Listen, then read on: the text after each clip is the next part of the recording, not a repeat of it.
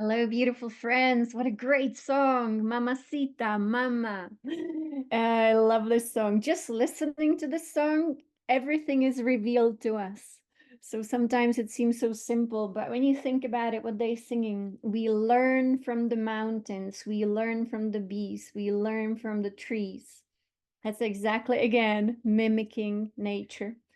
And so in deep contemplation, I learned contemplation when I was a little kid from my grandmother. My grandmother, I call her a nature spirit.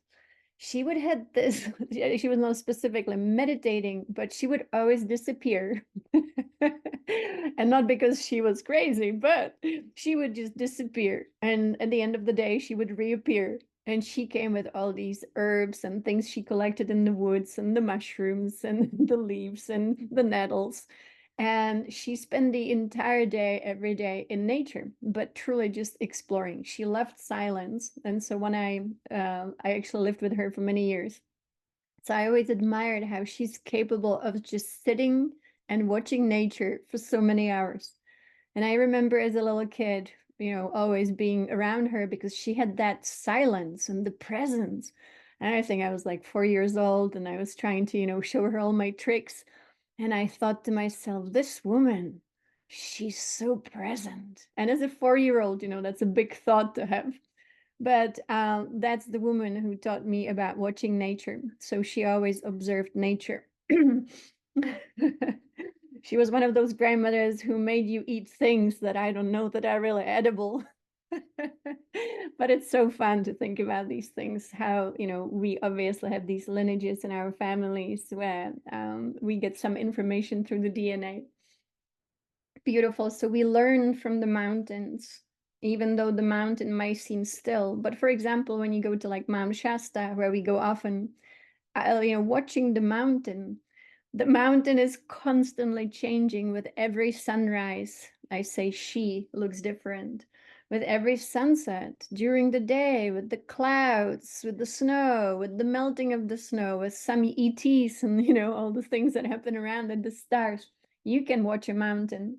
So we again, as humanity, are invited to start watching mountains, to learn from the bees. What is it that we learn from the bees? Again, Divine Mother, one day, she showed me how to her, each one of us is a really valuable bee in her beehive. And some people say, I heard some people say that, we no longer need to have this beehive mentality. But actually, that was how our civilization felt in Mu, where we didn't have exactly hierarchy, but it was this feeling of oneness. All of us in one beehive, and the Divine Mother was the queen. And then she showed me one day how each one of us, we were looking through like the honeycomb cell, and we were looking out at the world, each one of us bringing a unique perspective to the mother. So again, we learn from the bees. What we learn from the trees, I think, is one of the most incredible, I would say, not only teachings, but it's great knowledge within the trees. Many native traditions spoke about the great tree. And of course, then we have the Kabbalists speaking about the tree. We have the Buddha sitting under the tree for enlightenment. And it always seems so simple, a tree. And I believe that truly the tree is misunderstood. I was so blown away one day when in 2020, everything was aligning for me suddenly, like new consciousness. I would almost say like explosions happened within this being, just because 2020 was such a big year of liberation of the human genome. And so the divine self was able to communicate with us much, much better and more still. And of course, it just will keep on growing, because the goal of this ascension process is to once again become this beautiful marriage between consciousness and this embodiment here, the beautiful vessel, the elemental being that we are in. So when my 12 chakras suddenly aligned and really created this chimney that I speak about, through which we then rise to higher realms and higher realms of our own being, I was able to move through all the layers of the 12 chakras, the 12 dimensions within us that we have access to, and study them really deeply.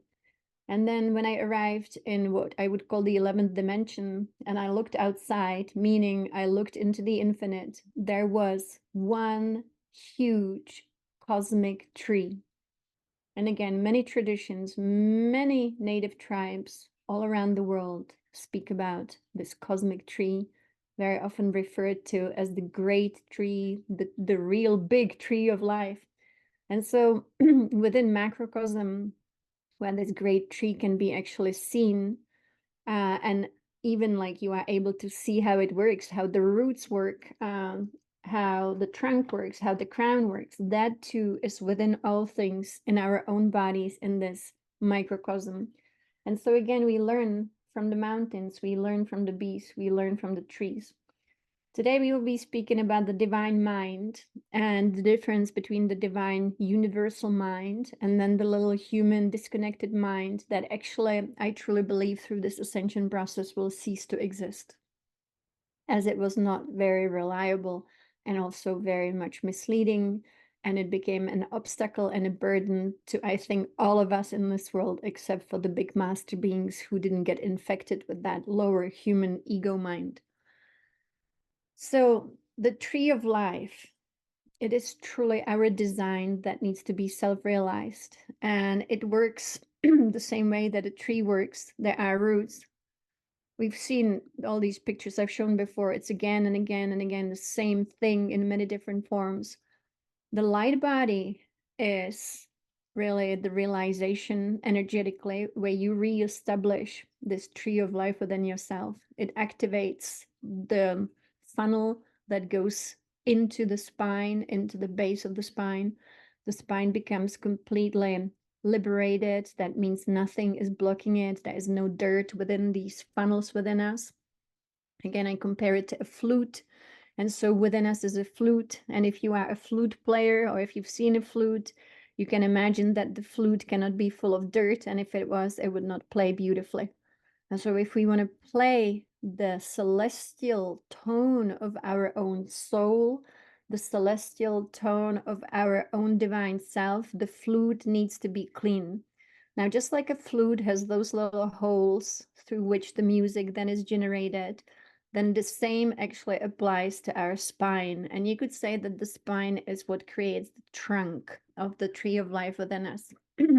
If there was dirt, our chakra system could not work properly, of course, and we could not fully channel the light of the divine self ultimately down into this world. So that's why our spiritual practices really are about cleaning that being that is in this world so that the being that wants to channel itself fully, your own divine self, can be channeled fully and completely and expressed through the flute of the spine, through the holes, which really are vortices of the chakra system. So part of our light body, of course, is this. The light body cannot be here without the physical body because, we are here expressing that light through the physicality. And so we clean up the system energetically so that all of this can flow. And then the top, the crown of the tree of life, of course, that you see here is the funnel that comes into what we call the crown, and it starts flowing. I experience not really a spontaneous activation of my light body because I worked so hard, through meditation. There is always time for doing a lot, and then there is also time for just doing less. It depends on, the energy that gathers around us. So I was working on the activation of my light body with Daben. So it's the teachings many of us worked with, Orin and Daben. And Daben delivered teachings of basically this light body. And it was about day by day, I did like just 30 minutes of a day on all of this. But that was to me like every single day, must do 30 minutes a day, no matter what. And I was building the light body with Daben.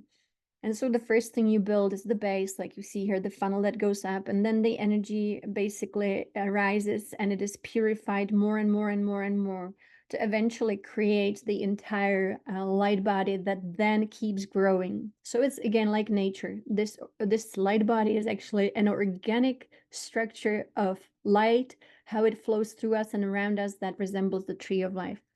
So I was, doing this, and one day it simply popped open and the flow was reestablished. And it was, when you have these very big spiritual experiences, they come with a huge emotion. And the emotion was like unstoppable divine bliss, accompanied by just really uncontrollable tears of joy, because the being then remembers what it is that that we truly are and what is our true origin. And so when it popped open, it means basically all the channels opened up and this amazing light started to flow by itself.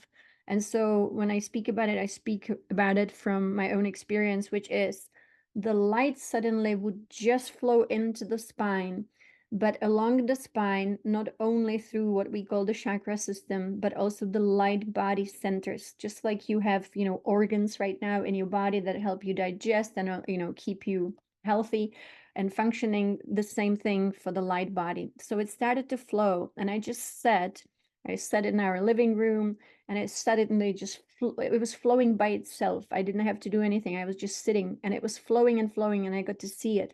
It was moving up the spine, and when it moved up the spine, it was activating these higher and higher center of light body. And then suddenly there was an explosion, and it was an explosion that I compared to a fountain. It was as if my crown suddenly exploded with waters. And I mean like fountain, like water.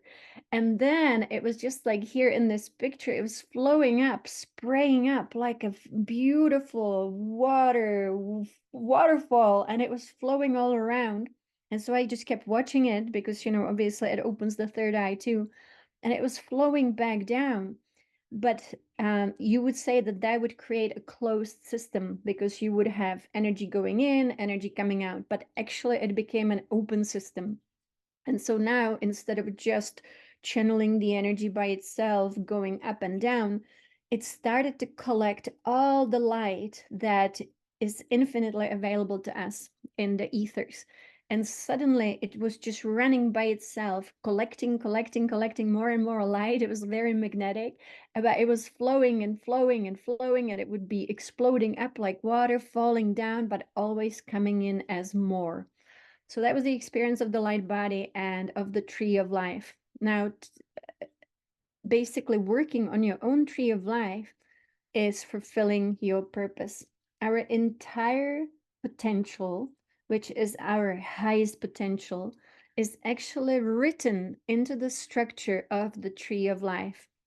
And in this lifetime, it just keeps giving. It just keeps asking you or inviting you actually to go higher and higher and higher, and at the same time to have a very solid foundation. The solid foundation I found, to be again a being that is just like the tree of life. Here we have the Kabbalistic tree of life, and that means having your roots beautiful and healthy, being able to liberate the trunk of the spine, as you see here in this tree of life, as the central pillar, the central column within us, and then being able to actually balance everything so that your crown can reach higher and higher and higher. So 2020, for all of us, just even I think everyone felt the big difference in this world in 2020. And that was the result of great liberation that took place within us. It's something that is almost unfathomable that it even is happening during a lifetime. Because now, when you look back at the teachings that we had prior to 2020, basically, those teachings are maybe addressing a problem that no longer exists. And so we have to look every day at what is the new and to keep updating also the practices that we have. And so for now, I would say the practice that is really essential is everyday self-realizing the tree of life within you. When I was 13 years old, I always mention I had the experience where I chanted so much. And when I chanted so much, something happened and I actually completely left the body, but not the way that I travel out of body now, but actually I went completely into the field that you would call you that you enter when you actually die. So there was nothing between me and the body anymore. I was not connected to the body in any way. Whereas when I travel out of body now, I'm always connected to the body, and the body is what brings me back into this world.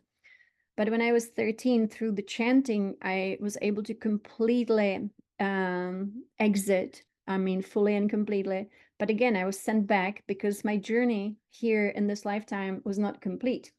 And so once again, this beautiful divine being, she said, you need to go back to grow along the tree of life. And so I didn't know at all what she was, talking about. Plus, I lived in communism where we didn't have any literature about anything that would be useful. And so until, much later in life, I carried that information within me. I just constantly reminded myself what she said, you are here to grow along the tree of life. And then later, of course, all of this came through meditation. Now, there are levels along this tree of life that actually become available to us when we meditate, and we can go all the way. There is a level that I know you guys remember if you've worked with us for a while. There is a level that speaks to us, and it's almost like speaking to this, top level of this tree of life that gives you information. And some of the information we received, and it was last year at the beginning of the year, was to remember the underlying oneness of all life. So all of these might seem like simple sentences, maybe something, not so big, but it was huge. It was a level that in Kabbalah is called Ein Sof. And Ein Sof, when I reached that level of the tree of life, actually didn't have at all some Kabbalistic meaning. It was a vibration. So when you entered the top of the tree of life, there was a vibration, and the vibration was Ein Sof. And so in the Ein Sof, again, the message was always remember the underlying oneness of all life. And so all of this is within us all. And we are here to simply every day, just remember our own structure. Structure is really important. We are constantly actually structuring our light body through our consciousness or unconsciousness. And I found many, many, many reasons to actually structure your light body through consciousness, through meditation.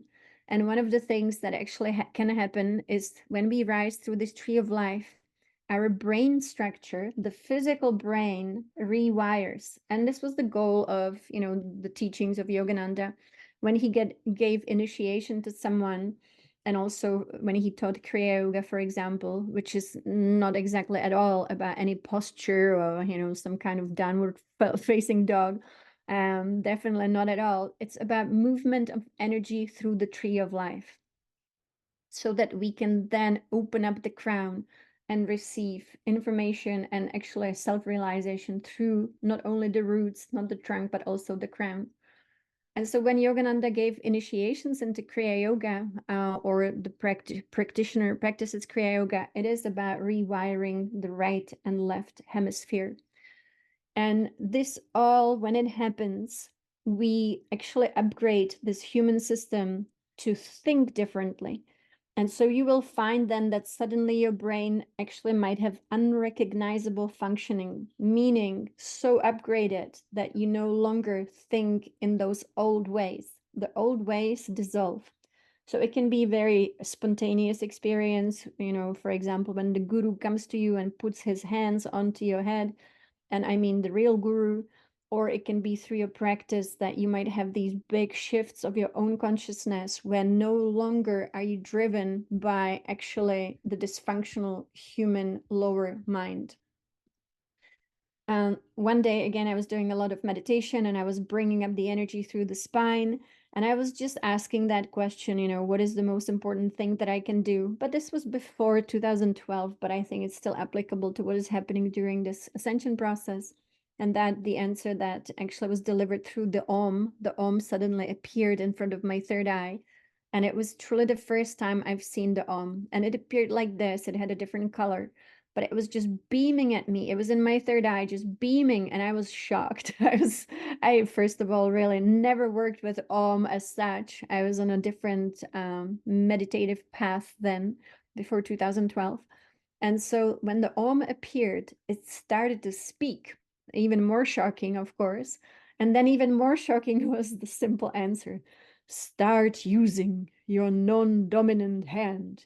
And so I started using my left hand, which was the non-dominant hand. And I learned from the Om about rewiring of the brain and how it helps with rewiring of the imbalances that are still in the human system, especially the nervous system and the brain centers, which is the out of balance energy through the right and left, what do you call it, lack of symmetry.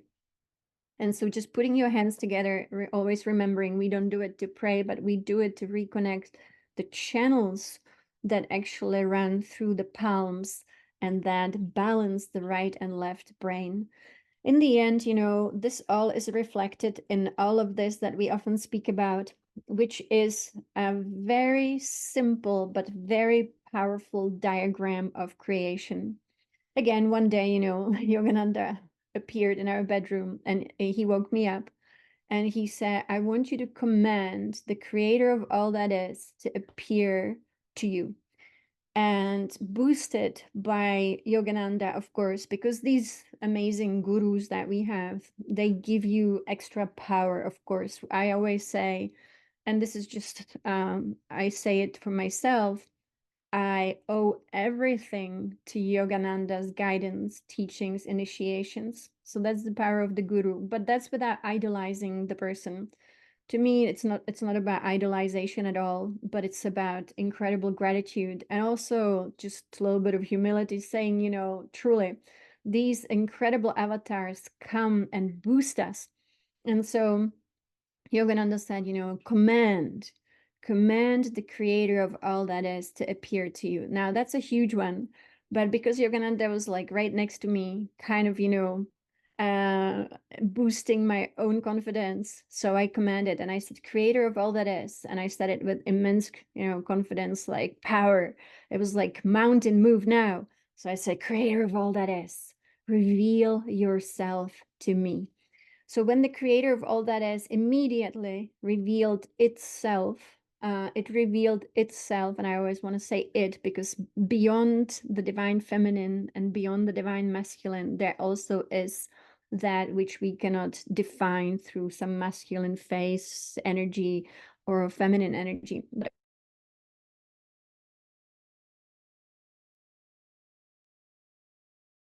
Or divine mind. And the difference between the divine mind and the difference between the lower human mind.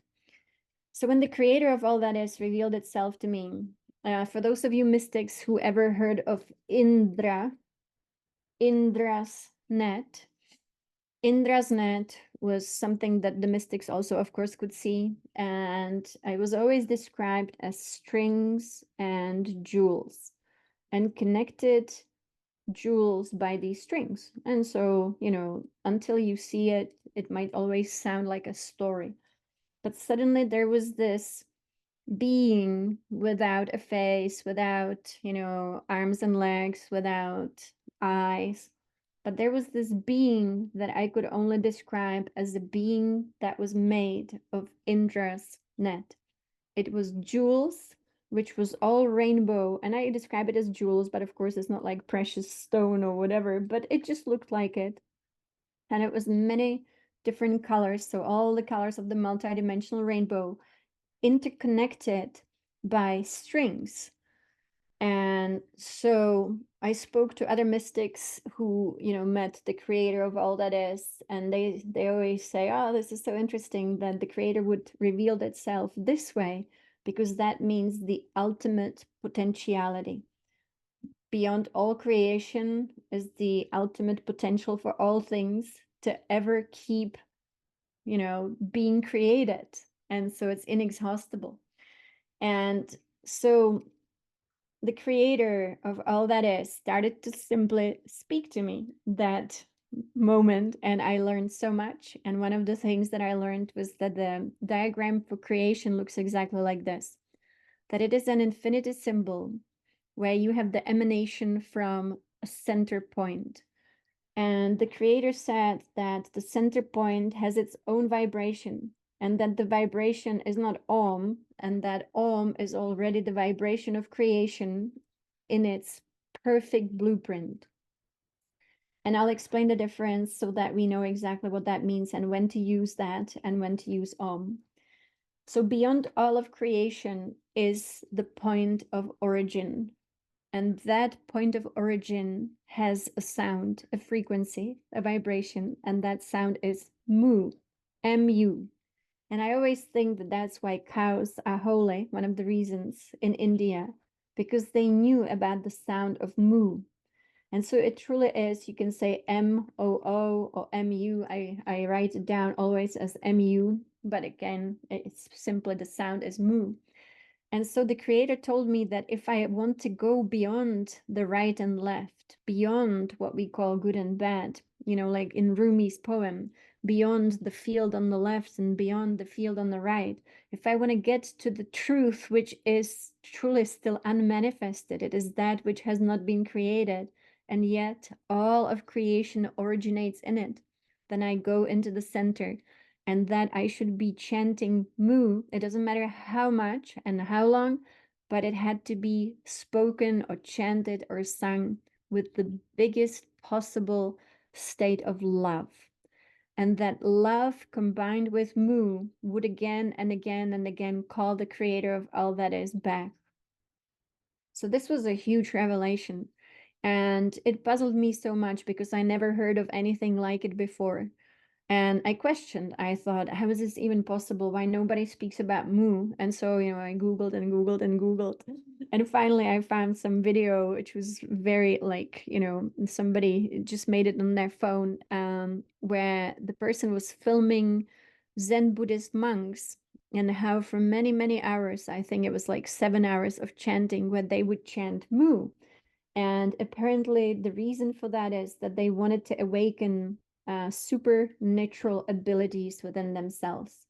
And so later I learned that mu, and I think it was in Japanese, there's a symbol for mu, so a real symbol, and that it means something like nothingness, which again made so much sense that beyond all things, in the center from which all originates, it needs to be nothingness because it contains the potentiality for all things. And then from that emanates the right and left, the divine masculine, the divine feminine. So when I was given this diagram I refer to the creator of all that is as Mu, even though it's not Mu, but I just like saying, Mu said this. So I was told that freedom can only be found in the middle point. And in a way, also truth can only be found in the middle point. And that the middle point is what we today refer to as Krishna consciousness, Christ consciousness, all love.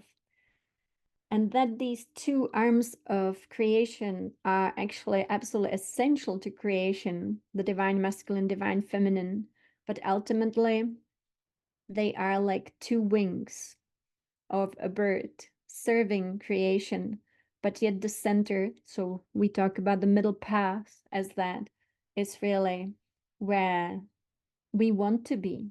So we want to be not on one side, not to be on the other side, because we would be lopsided, but we want to be in the center and then using both equally. And that's not only for us physically, but that is also for us mentally. When we are in the center point, we are exactly what Yogananda spoke about in the video that we listened to yesterday, where life is a dream, life is a motion picture, and that the, one side could be the terrible show, the horror show, as he spoke about. But then Divine Father said to him, look at my beam within. Look within the silence of your soul. Nothing in the world can touch you when you are in the middle of this. Now, how to get there? This is so profound when you think about the human mind. The human mind, I truly believe, is a result of so much interference on this planet. This is such a huge story here on this planet that really it's even hard to imagine what led to this and that now we are ascending from. But once upon a time, there was an infiltration of the beings on the planet. And let's say that unconsciousness infiltrated the beings who belonged to this world. And so unconsciousness created imbalance in this original design. And suddenly, we always say evil and unconsciousness was brought into this world. There were worlds, for example, I know that there were worlds that already contained unconsciousness and that which we would call evil in this world. And so it was brought to the earth. That was not part of our reality here. Even in Mu, we didn't have that. So when it came here, it created actually imbalance in this original design. And also it started to create that which we today consider completely normal, and that is the lower human mind, the lower human ego, which is constantly like a computer coming up with judgment and labels. It is constantly labeling our perception. And so as it labels it, it also judges it. It's like an automated pilot within us. But through this ascension process, we are also repairing this dysfunction and coming into the original design that doesn't need this. This is a state of being that Eckhart Tolle, for example, speaks about in The Power of Now. And this is what he calls the pain body. Yogananda speaks about this as seeking conditions, conditions of pleasure, and avoiding conditions of pain. So you see, all of this creates conditionality, whereas this design is freedom. Freedom is Christ consciousness. Again, I just want to introduce different word than Christ so that we don't think about Jesus all the time, even though it's nice to think about Uncle Jesus, but it's about being in the center, completely centered, not only in your soul, but centered in source, centered in the heart of the creator of all that is. And then allowing that which moves, which is the right and left, which is this tension, magnetic tension and attraction between the divine feminine and masculine that leads to creation. So the sound of Om is the sound of creation. So when we are in this world and we want to clear our own quantum field, which is quantum strings, then simply chanting Om will make such a huge difference. And so that is, we are in creation. And as we are also creator beings around us as the result of our creation, if we want to bring more balance to our lives, we chant Om. Again, I like to start almost every sentence with Yogananda. So Yogananda said, for example, when he talked about possessions, so when a being is possessed by some negative entities, he recommended chanting Om into their left ear just a few times. So imagine the power of Om. If a person can be liberated from attachments or even, possession by Om. So Om truly is bringing or brings perfection into our creation. So we have so many stories, and many of these stories probably never happened, but we are repeating a lot of stories and they serve us so that we understand what this is all about. And for example, we have the stories of, Jesus and temptation, Buddha and temptation, Dattatreya, like a yogic character. And all of these stories have something in common. And they just show us this.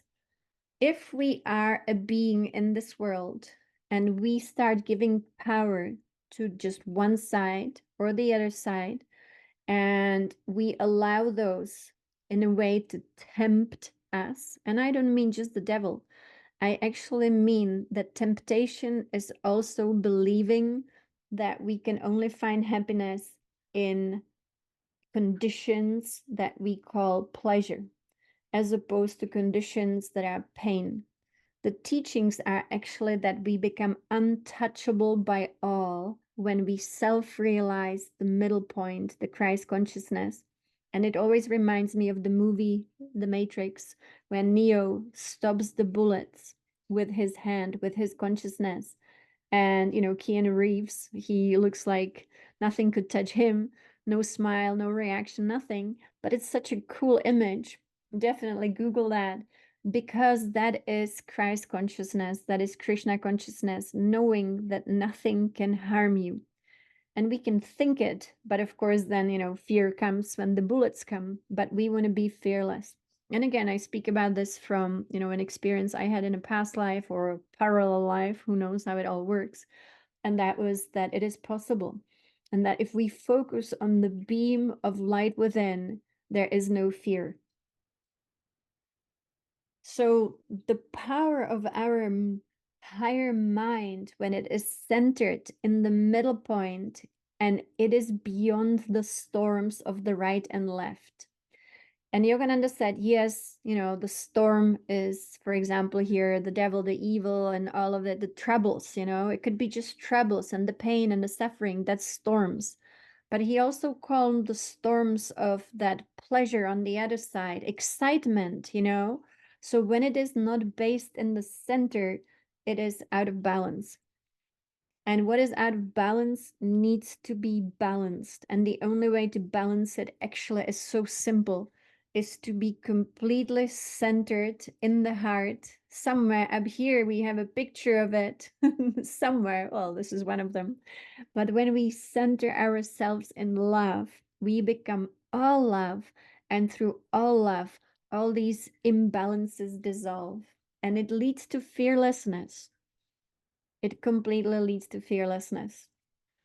I like to tell stories. I hope you guys, I know you realize I recycle a lot of them, because they are like, to me, they are like the really wonderful way to describe our highest potential. And so again, one day I was meditating so much and I woke up and I was surrounded by what you would call Christ consciousness. It was just pure golden light, like what we had here, the beautiful, cute baby Krishna. And it was a field, and it was a field of luminosity. It was completely golden. And I was in it for 24 hours. I was studying it. I thought, what is going on? What is this, held by Christ consciousness? And it was speaking to me as if Christ consciousness could teach you. And of course it can. And so, I started to like come up with questions like, what is this? What does it feel like? Why this? And why don't we always feel this? But I describe Christ consciousness when we have the experience of it like that. Through meditation, it is really awakening the Christ within, but then it surrounds you and becomes like your field. You are in it. And when you are in it, it is your light body. And it's almost like Christ is born within you, but it's not some baby. It's just this field of luminosity of golden light that contains such love. And this love was so huge that it was, I know it's boring to say it was indescribable, but it was indescribable. And it was nothing that normally I felt the human being could attain through, falling in love with your loved one, loving your children. Nothing was as big as that love that you feel when the Christ energy is awakened within you and all around you. It was huge. And one thing that I always mentioned that I noticed in the field of this luminosity was the complete and absolute absence of fear. And so that showed me that when we are in our Christ consciousness, we are fearless. And then nothing really matters so much. So, that's what makes us then unshakable. That's what then leads to the higher mind, which is centered in this consciousness of all love. And the way to get there is actually not difficult, it's just meditation. I was meditating a lot with Orin, obviously, in the past, and I was meditating a lot with Daban, but I also meditated for those 48 weeks with Cryan, which was a German school. It was not the Cryan that we have in here in the US. But so, a little bit of meditation can lead to these great states of consciousness and self-realization when it becomes your passion. And I think meditation becomes our passion until one day it is almost not needed because it rewires you. And when it rewires you, even Yogananda said, meditation is a tool, it's not the end. And so we use the tool as long as we need it and when we need it. So I have a new way of meditating now, and we can practice it together, and I highly recommend it. And it has to do really with this beautiful child here.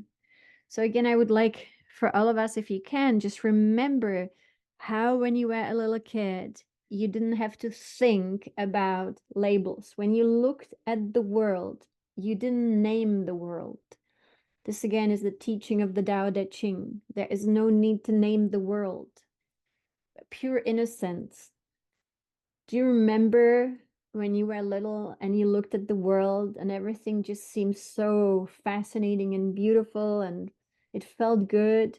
And one of the things that felt really good is that the body was still capable of running these very high energies that today we call Kundalini.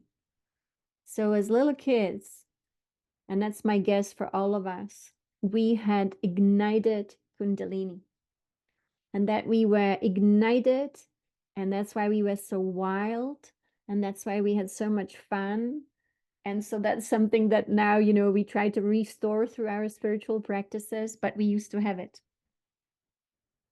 So when we were little, the body definitely was channeling these energies in an unobstructed way.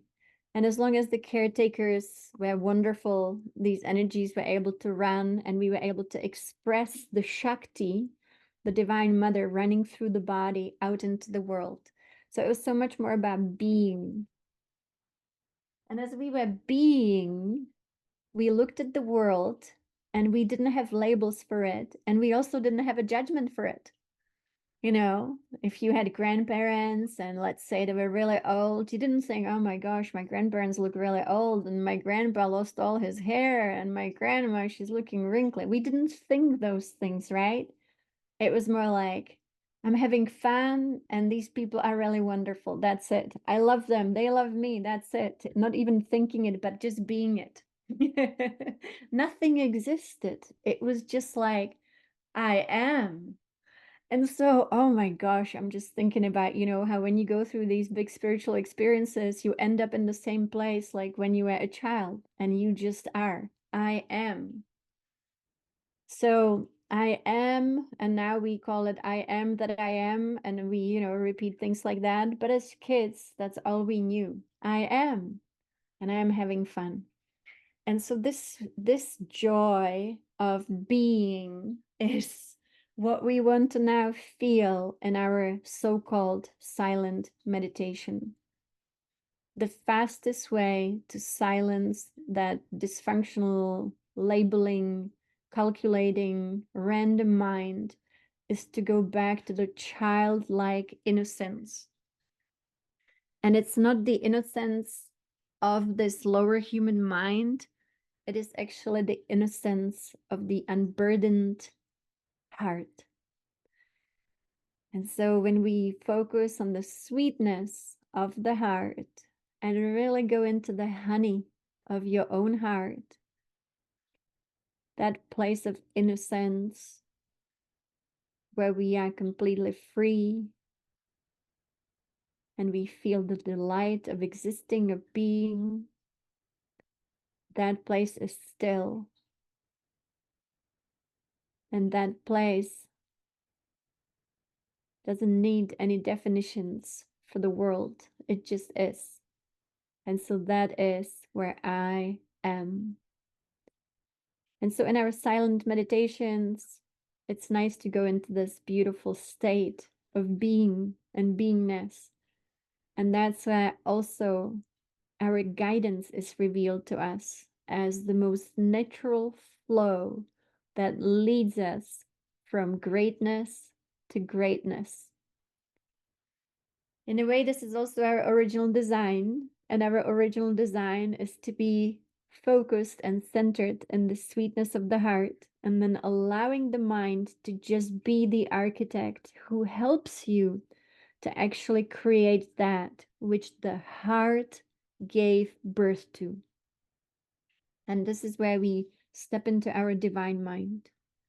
The divine mind is a helper to the open, innocent heart. The heart is the one who knows what is next, meaning creation. So if you are on a mission, like we all are, we are constantly invited to create more and more beauty and perfection, and also joy and bliss, and spread this goodwill. And so the heart knows what is the next step. And then the higher mind receives the information from your heart. And then the higher mind says, let me help you. And the higher mind becomes the architect. It is the one who creates then the blueprint. And it's not the lower mind that constantly is fearful or worried or even excited about something just because the conditions got great, but then so disappointed when the conditions are not great. So there is a big difference between how the two minds actually function. Great quote, Fire Angel. Love is the bridge between you and everything. It absolutely is. It's just one breath away. One day I was meditating in the backyard because it's nice to meditate in nature. And suddenly Divine Mother started speaking to me and she guided me through meditation. And it was meditation that was so simple. It was all about expansion, just becoming one with. And so again, like if love is the bridge between you and everything, that love originates and always lives within you. The love even actually can speak to us through our clairaudience, sorry. And it is the voice of your divine self speaking through your own heart. And so listening to the heart can also actually be audible. But again, we just start where we at, and that is focusing on this connecting love and how it connects us to all things. So the magic is within us, and the magic is that now we can start engaging with the mind as the architect. Now, again, I've used a lot of tools that I recommend, and one of the tools I recommend, and I have recommended it before, is very, very accessible to everyone. And that is from BrainSing and downloading the Secret Universal Mind Meditation #2, created by Kelly Howell. And actually, it comes from a book, Three Magical Words, I think, by some guy. I don't know who he is, but his last name, I think, is Anderson. And she created small changes within this. U.S. Anderson, thank you. And so I really like the version that Kelly Howell created. Now, the way to use this. So I used to use brainwaves every single day as much as possible, because brainwaves, what they do is that they create changes also within the structure of your brain in a way that you don't repeat the old thoughts. So wanting something new, right? It has to originate within, so that then we project it into the mirror that we practice with, and the mirror can reflect it back to us. The human being usually has a lot of conditioning that unfortunately happens through the way that, we go through the school system and so on and so on. And so the conditioning then becomes a habit. And it might be a good habit, it might be a bad habit, it might be a habit of thought, a habit of feeling, some kind of status quo of our being. And so we want to shapeshift, and listening to brainwaves is part of our shapeshifting, introducing something completely new within the brain structure. So for this, you will want to listen with headphones, and first in meditation, you can be laying down on your back so that your spine is straight. Maybe even taking a nap and just allowing it to move through you. It moves anyway through the brain.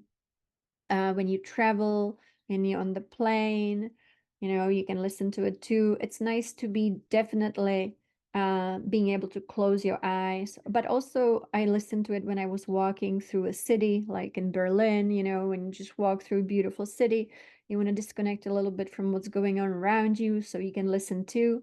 And basically, it's giving you new imprints into your mind.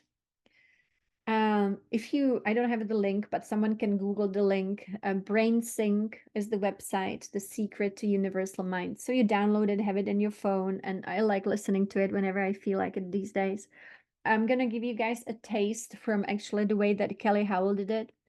It might sound funny because it actually sounds only properly when you have headphones, because there are so many like subtle frequencies that go into the brain through the two ears. And so here it is, just for a few moments. We'll just do maybe 4 minutes so that you get a taste of it and get an idea of what it is.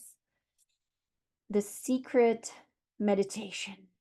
And altogether it's 26 minutes, but we'll just do maybe 4 minutes.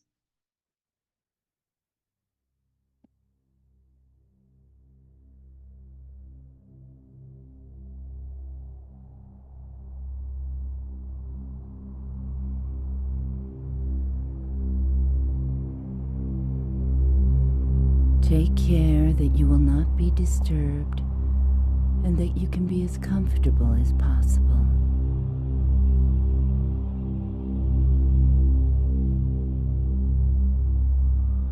Relax and let go.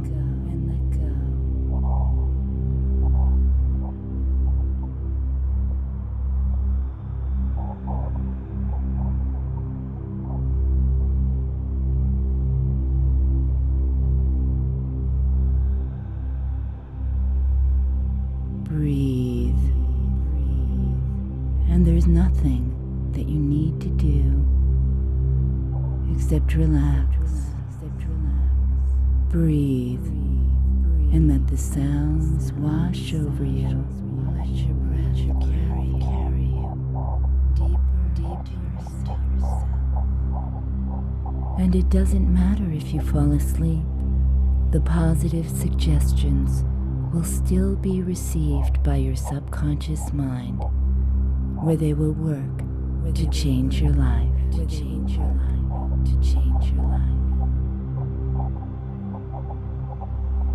Relax.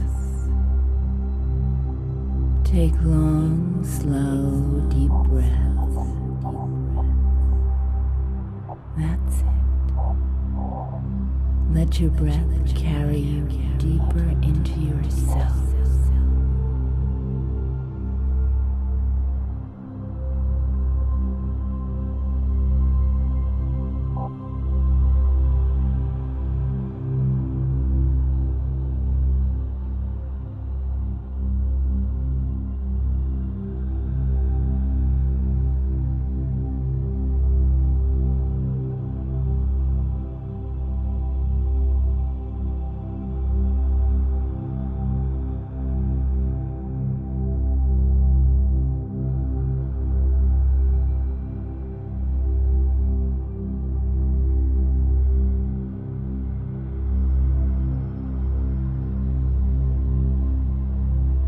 You are pure in spirit.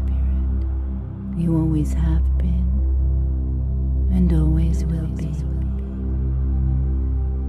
Inside of you is a place of confidence, quietness, and security. A place where all things are known and understood.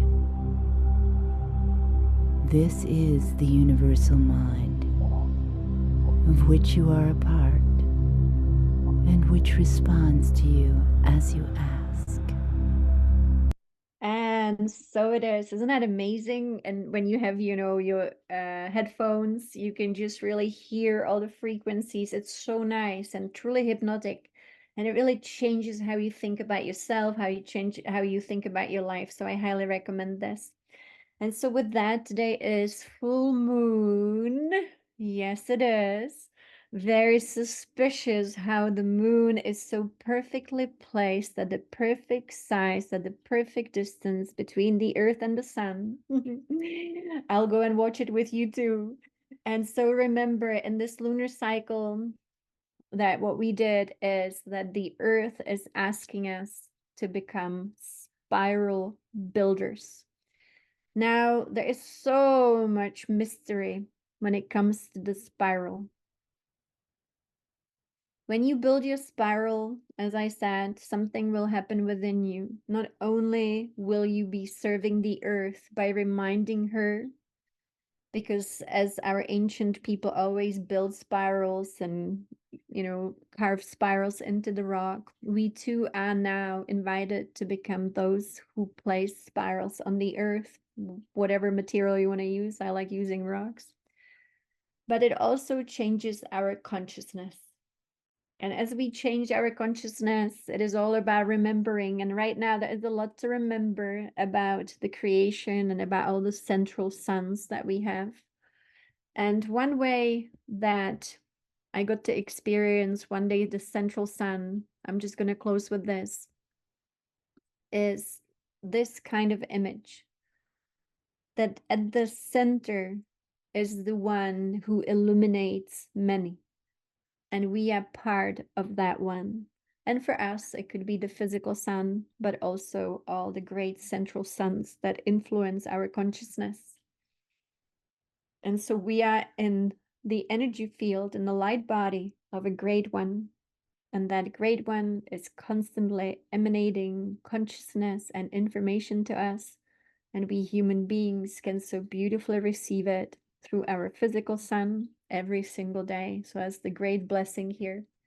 So as you go out into this world, spread the good news that the sun is important and that it's important to at least once a day, at least at sunrise, say our thanks to the sun and then connect through the sun to the great mystery. Yeah, all of that. And so thank you once again for your trust, for your incredible love that you share here in the chat with each other and everyone all together. Again, when the new lunar cycle starts, I will post on the website when we are going to have some events, and I look forward to being with you soon. And again, keep spiraling with you. So thank you so much and many blessings.